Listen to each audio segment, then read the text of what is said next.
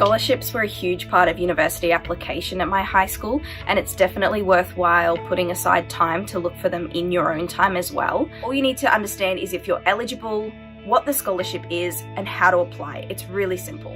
Most scholarships are easy to apply for. It's just an essay, a questionnaire, or an interview or something as such. And if you're successful, they help immensely, but you only have a chance of getting a scholarship if you apply. I mainly applied for scholarships through VTech because they have a section where you can apply for scholarships through there where you answer a couple questions and provide some documents. And I also applied directly to universities, namely RMIT. I just went through their PDF document about each of the scholarships that they offer and are available, and I checked which ones I would most likely be eligible for, namely financial hardship scholarships or disadvantaged youth scholarships. And I applied directly to them, and I was fortunate enough to receive the John Jackson Scholarship from RMIT, and it's been a huge positive impact for me and my family through uni.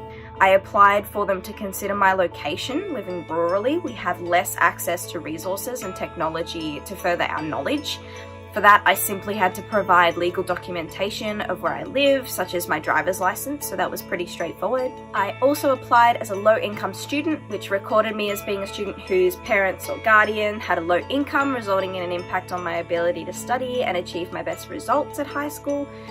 This simply required income reports or evidence of Centrelink low-income support from government bodies. As a result of this, I was awarded a partial accommodation scholarship to Igloo, which is student accommodation in Melbourne CBD, which dramatically decreased my rent for my first year. So that was great. I also applied to be considered as a student diagnosed with a mental health condition. This was probably the biggest issue that affected my achievements in Year 12 and then obviously university study. I didn't want to enter a university without them knowing of my mental health struggles.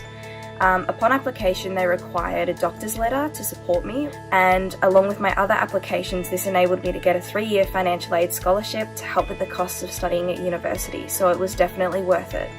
My piece of advice is to look into all scholarships. For who you are, what you study. I know there was a lot that were for women in different industries, so that was definitely something that I looked at. You may be eligible for financial aid from other government bodies as well, so definitely check that out. University is expensive, but you can make it less expensive, so you definitely need to research this. My biggest tip is to please apply. Never assume that you're not eligible. It's a massive misconception that scholarships are only given to people with high academic records. It's not true. There's so much diversity with scholarships, and it's so worth it to apply for scholarship applications. I know it's hard being in year 12 and you're always thinking short term with the next SAC and the next exam, but putting in the effort and the hard work to actually apply for your scholarship application really does make a huge difference in your life after high school. So please apply. You never know what you're going to get, and you never will know if you don't apply.